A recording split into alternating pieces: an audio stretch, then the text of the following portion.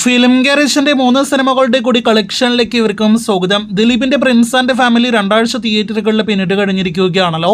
ഇന്ന് പുതിയ സിനിമകൾ എത്തിയിട്ടും 15-ാം ദിവസം മികച്ചൊരു ട്രാക്കിംഗ് കളക്ഷൻ സിനിമയ്ക്ക് വന്നിരിക്കുകയാണ്. ഇന്ന് 24 ലക്ഷത്തിന് മുകളിലാണ് സിനിമയുടെ Kerala tracking gross.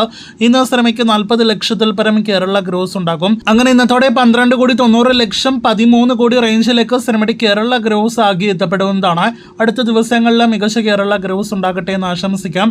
World wide കൃത്യമായ റിപ്പോർട്ടുകൾ ഇനിയും വന്നിട്ടില്ലെങ്കിൽ പോലും 18,50,00,000 മുകളിൽ ഇന്നത്തോടെ സിനിമയുടെ ഗ്രോസ് എത്തപ്പെടുമെന്ന് പ്രതീക്ഷിക്കുന്നു.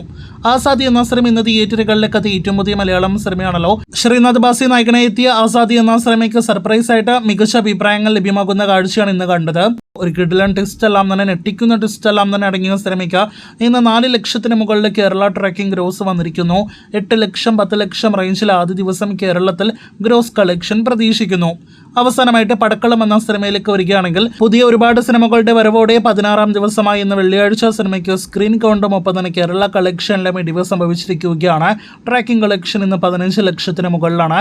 ഇന്നലെ വരെ സിനിമയുടെ കേരള ഗ്രോസ് 8,90,00,000 രൂപയാണ്.